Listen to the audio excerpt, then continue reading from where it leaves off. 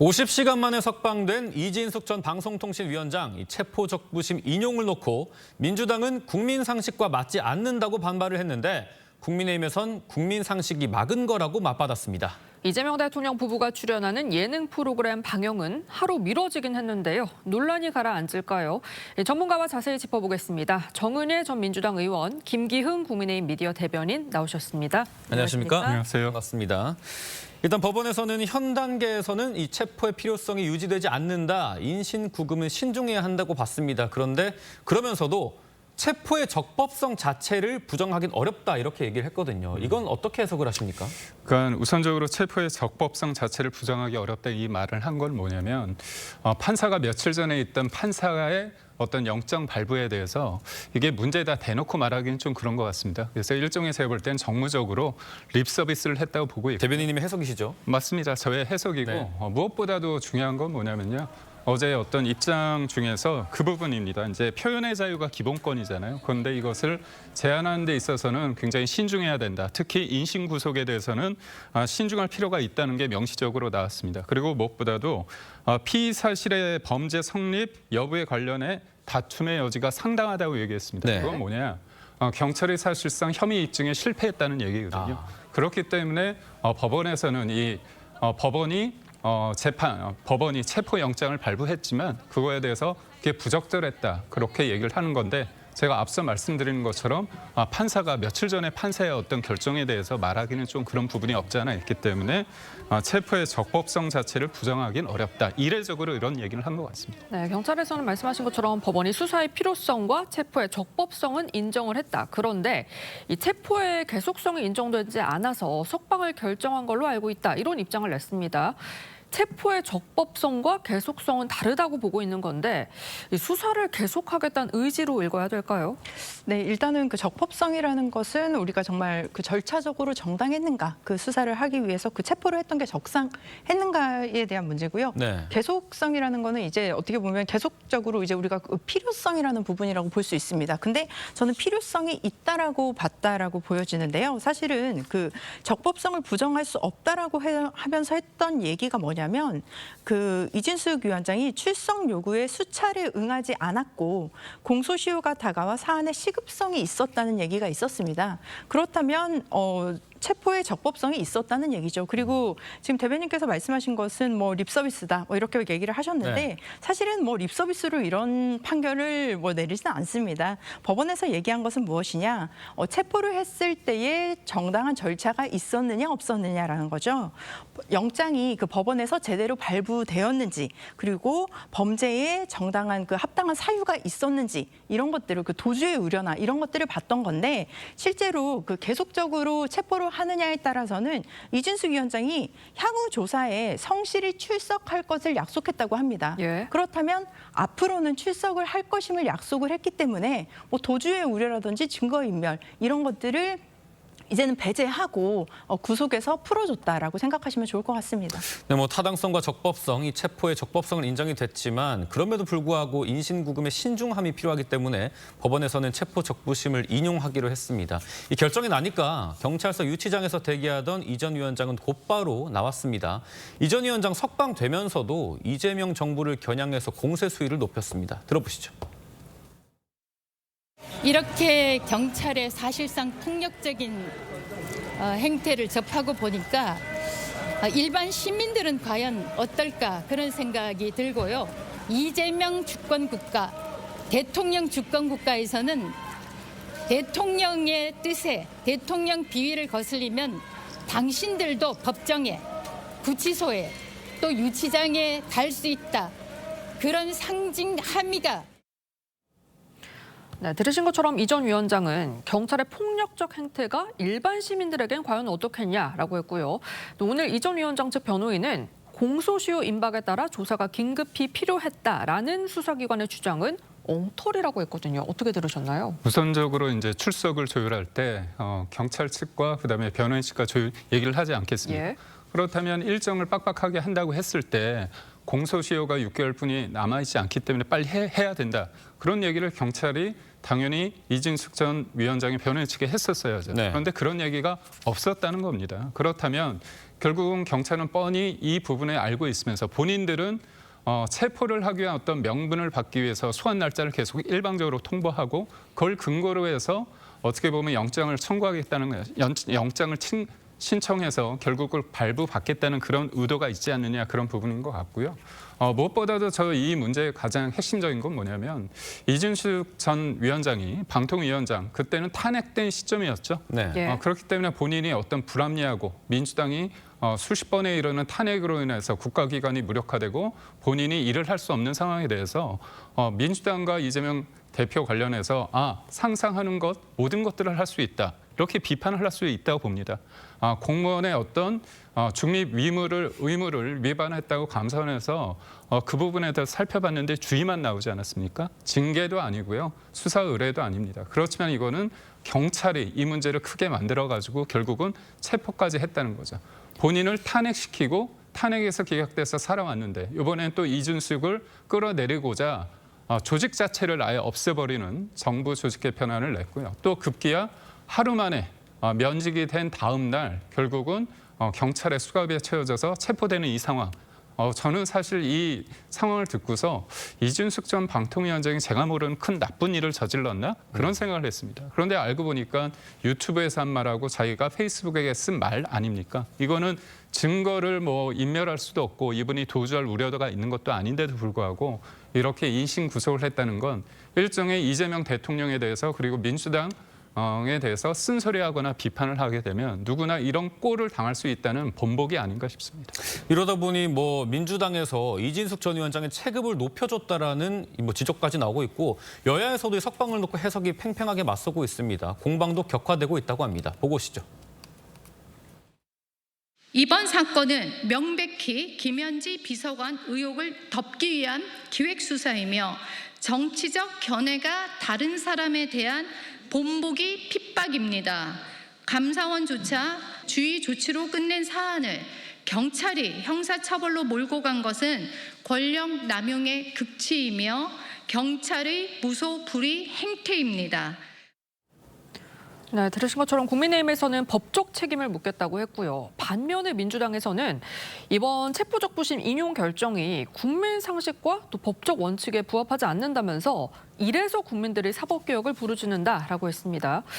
이 전 위원장이 풀려나는 것에도 개혁되지 않은 그런 사법부 잘못이 있다는 건가요? 네, 여기서 가장 큰 문제는 지금 공소시효입니다. 특히 선거법 관련해서는 대통령 선거 이후에 6개월입니다.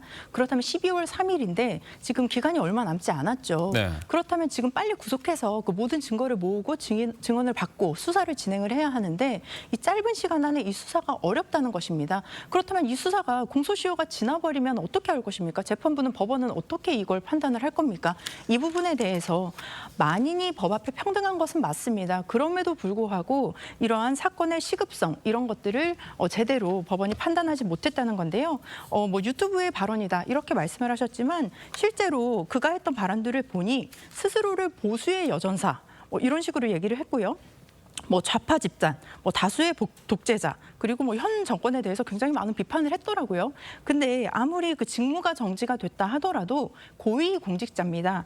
방금 이렇게 출소하시면서 일반 시민들에게 어떻겠냐, 이런 얘기를 하기도 하셨지만 실제로 저는 이진숙 방통위원장은 일반 시민과 다르다고 봅니다. 장관급의 고위공직자입니다. 정말 연봉 1억이 넘는 정말 대한민국의 고위공직자로서의 6차례나 소환에 불응을 했던 것을 한번 기억해 보십시오. 정말 일반 국민들은 한 차례, 두 차례라도 무서워서 정말 바로 검찰이나 경찰에서 불렀을 때 바로 소환을 하게 됩니다. 바로 출석을 하게 됩니다. 네. 본인이 출석하지도 않고 그것들을 계속 차일피일 미루다가 이렇게 구속이 되었던 것입니다. 그렇기 때문에 이 부분에 있어서도 저도 이번에 물론 지금 릴리즈 됐지만 이 부분에 대해서도 어느 정도 좀 법원이 책임을 있고 그럼에도 불구하고 본인이 향후 성실히 조사에 임하겠다고 하였으니 이제는 정당하게 출석을 해서 그 부분에 대해 명명백백히 밝히는 것이 저는 더 중요하다고 봅니다. 네, 일단 경찰에서는 이 체포의 적법성을 이유로 수사에는 지장이 없음을 시사를 했고 그러면 경찰이 앞으로 이 미체포 피의자 신분인 이 전 위원장을 어떻게 조사할지가 궁금해지는데 국민의힘에서 구속영장 신청 가능성에 대해서는 좀 어떻게 보시는지 궁금해요. 체포영장이 이른바 이제 허들이 낮습니다. 구속영장에 비해서. 네. 그런데 이 구속영장, 체포영장마저도 문제가 있다고 했는데 이거를 그 이상의 허들이 있는 구속영장까지 가기에는 좀 힘들지 않을까 싶습니다. 무엇보다도 체포영장, 체포 적부심에서 얘기한 것처럼 피의 사실의 범죄 성립에 대해 상당한 다툼이 있다 이런 얘기까지 했다면 네. 결국 판사가 봤을 때 이 문제는 소위 말해서 쉽게 말해서 얘기가 안 된다는 얘기입니다. 그러니까 표현의 자유이기 때문에 이것을 사실상 어떤 체포를 통해서 입틀막을 하는 행위에 대해서 과연 이게 맞는가에 대한 어떤 근본적인 질문을 던졌다고 보는데요. 전 이재명 대통령께서 경기도 지사 시절에 토론을 할 때 본인이 친형 강제 입원 관련해서 질문이 들어왔을 때 나는 안 했다 그렇게 얘기를 했습니다. 근데 1심, 2심, 3심 다 모두 뭔가 관여를 했다, 시도를 했다는 부분은 다 인정을 했습니다. 다만 대법원에서 2심에서 벌금 300만 원에서 대법원에서 바뀐 이유가 뭐였냐면 표현의 자유였습니다. 그러니까 토론이 즉흥적이었기 때문에 일종의 숨쉴 공간이 있다고 해서 그거 본인이 직접적으로 친형의 정신병원 강제 입원을 지시했다는 부분에 대해서 관여가 되는 부분에 대해서는 1심, 2심, 3심에서 다 인정을 받았음에도 불구하고 토론이라는 즉흥성에서 숨 쉴 수 있는 공간, 표현의 자유를 인정했거든요. 네. 그렇다고 한다면 유튜브에서 그리고 페이스북에서 뭔가 본인의 의견 표명을 했다고 해서 이거를 아예 체포해서 구속하고 이렇게 소위 말해서 처벌을 하게 된다고 했을 때 이른바 이게 공포 사회 아닌가 그런 생각을 해요. 뭐 다소 토론과는 성격이 다르기 때문에 그 부분은 감안을 해야겠습니다. 네, 다음 소식 넘어가 보겠습니다. 이 국가 전산망 화제 가운데 이재명 대통령 부부의 예능 프로그램 녹화를 놓고 충돌이 이어지고 있습니다. 이 대통령실은 프로그램 출연 배경을 설명을 했지만 야당에선 국가 재난 상황이었던 점을 문제 삼고 있습니다. 이재명 대통령 부부는 오는 5일 JTBC 프로그램 냉장고를 부탁해 추석 특집편에 출연해 제철 식재료로 요리한 K푸드를 홍보할 예정이었습니다.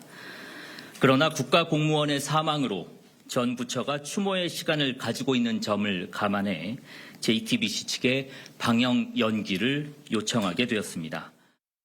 유엔 총회에서 외교 참사가 일어났고 국내에 오자마자 국정자원에 화제가 있는데 그런 것들을 살피는 것보다 대통령이 추석 밥상에 올릴 것으로 이진숙 냉장고를 선택했다고 하는 것에 대해서 국민들이 충격을 받고 있는 것입니다.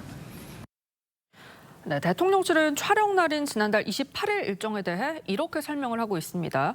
오전 10시 50분 비상대책회의를 열었고요. 또 보고 준비를 지시한 뒤에 오후 5시 30분 회의에서 점검을 마쳤다는 겁니다. 이 보고가 준비되는 약 3시간 동안에 예능 프로그램 촬영이 이루어졌기 때문에 문제가 될 건 없다는 건데 어떻게 보시나요? 저는 인식 자체가 문제라고 봅니다. 그리고 그런 것들을 생각을 할 수 있는데 그때 상황에서 실제 실행에 옮겼다. 이것도 저는 좀 납득이 안 가는데요. 그날의 상황에 대해서 사람들을 다 알지 않습니까? 금요일 날 불이 났고 토요일 날 불이 꺼지는 듯 했는데 그날 저녁까지 불이 계속 났습니다.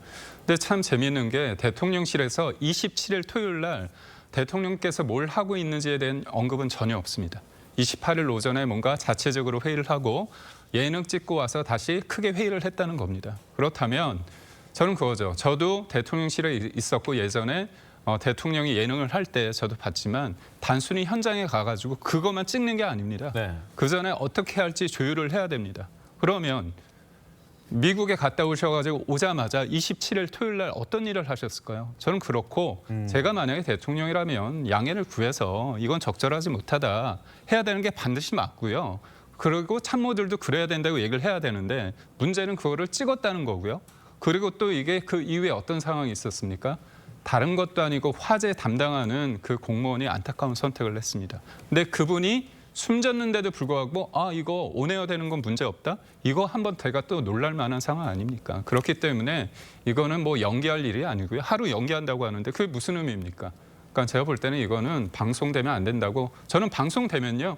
뭐 표현이 그럴 수 있지만 국민의힘에서 나쁜 거 없습니다. 저희는 강하게 비판할 거리가 너무 많이 생깁니다. 네. 다 위에서 하는 말씀입니다. 뭐 최초 문제 제기가 이제 국민의힘 주진우 의원을 중심으로 제기가 됐죠. 이 여기에 대해서 강유정 대통령실 대변인이 허위 사실이다, 잃어버린 48시간이 뭐냐 이러면서 법적 대응을 예고하기도 했는데 이번에 촬영 시점을 공개하기로 했습니다. 이 시점을 공개한 이유가 궁금합니다. 네, 일단은 뭐 계속해서 이제 야당 측에 주장하는 것이 그 48시간이 비었다라는 이제 프레임을 했고 그 시간 동안 국정이 멈췄다고 했는데 그렇기 때문에 대통령실에서는 실시간으로 뭐 26일, 27일, 28일 이렇게 그 일정들을 다 발표를 했던 거죠.